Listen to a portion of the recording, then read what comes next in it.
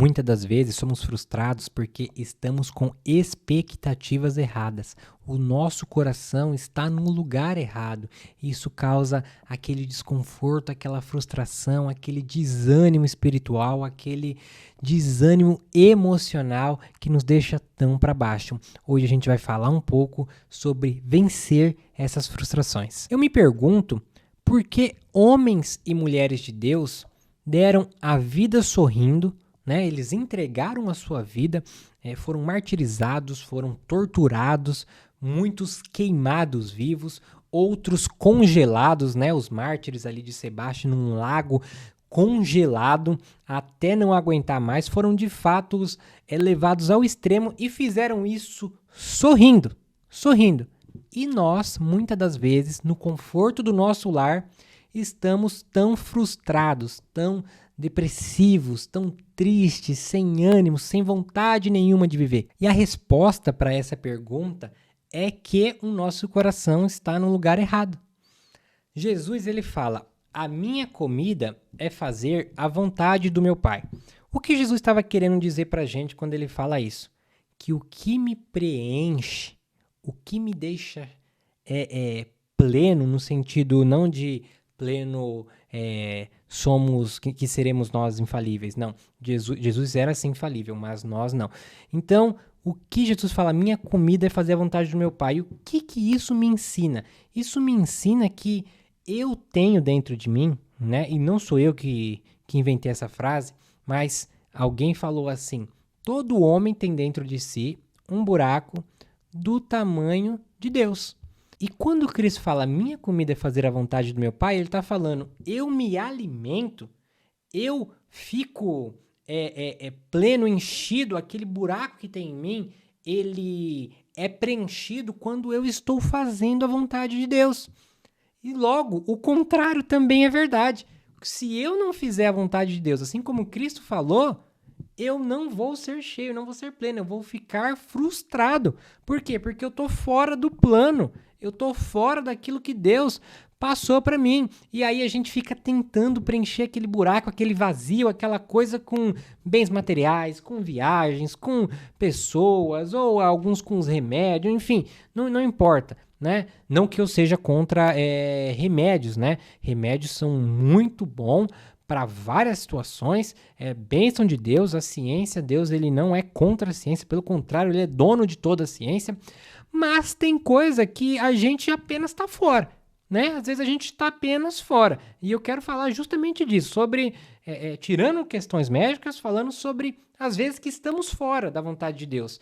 E por estarmos fora da vontade de Deus, logo somos frustrados. Porque se a nossa comida é fazer a vontade do Pai, aquele que nos enviou, e nós não estamos fazendo, nós ficamos com um buraco dentro da gente. Nós estamos incompletos. Por quê? Porque Deus tem um plano, Deus tem ali um caminho a ser seguido e nós estamos parados ou estamos em outro caminho. Isso se dá porque a gente está em desobediência e às vezes nem sabe. Ou às vezes sabemos, né? Porque o Espírito Santo ele testifica para nós e a maioria das vezes ele vai falar sobre o que nós temos que mudar, o que nós temos que fazer. E se nós somos chamados para obedecer, nós somos chamados para ser praticantes, isso me mostra que se eu não praticar, eu estou fora do que Cristo pediu. Então, eu não estou fazendo a vontade do Pai. Logo, se fazer a vontade do Pai é a comida, é o que alimenta, então eu não estou sendo alimentado. E aí volta as frustrações, volta aquele buraco, volta aquela angústia. Por quê? Porque eu estou fora. Veja bem, nós não somos chamados para ser ouvintes da palavra.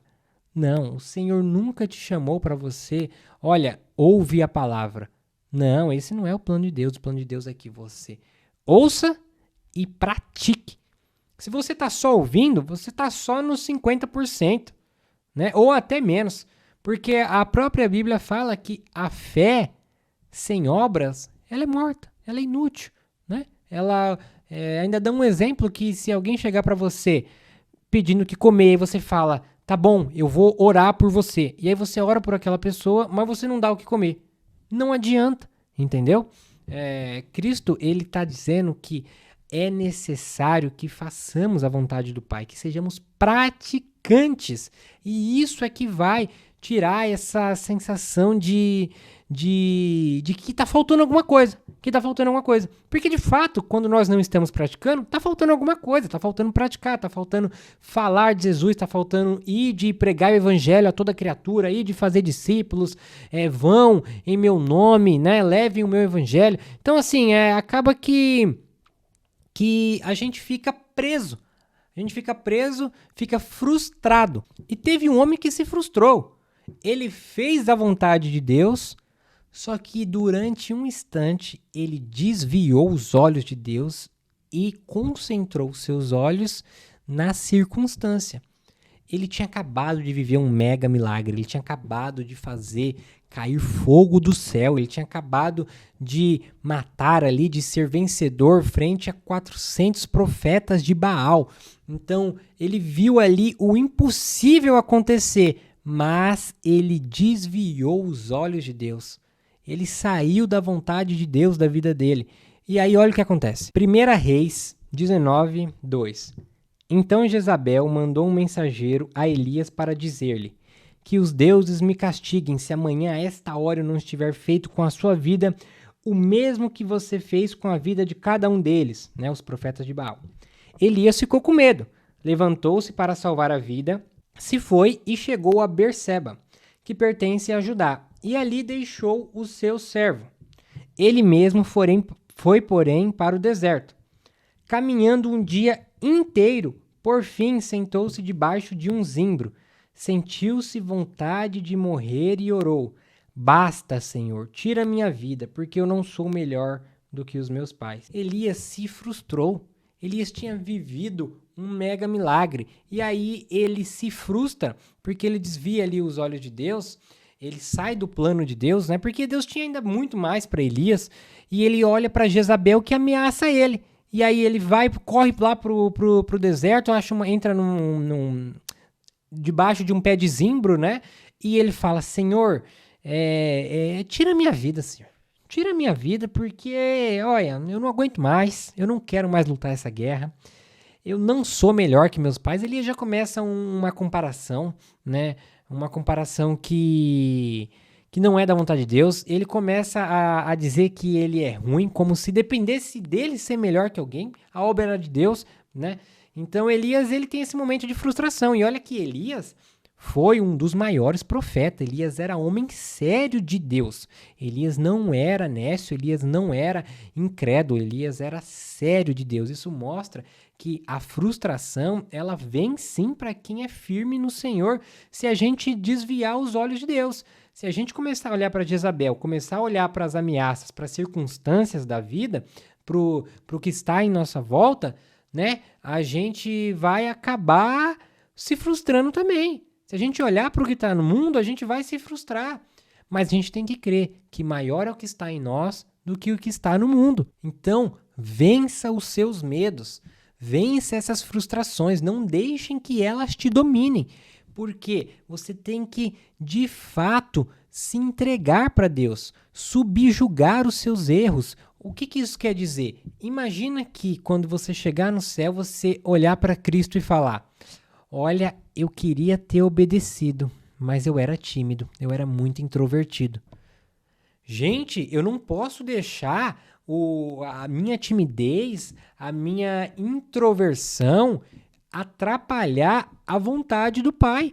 Porque se um erro meu, ele for de fato impedir eu de fazer a vontade do Pai, a gente não vai se alimentar.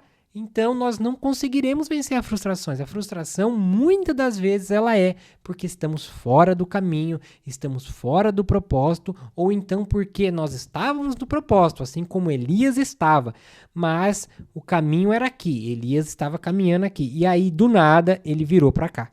E aí nós saímos fora. E isso me ensina que não importa o que façamos, não importa como nós agimos ou que nós queremos substituir no lugar de Jesus. Todo homem tem dentro de si um buraco do tamanho de Deus, que só Deus pode preencher.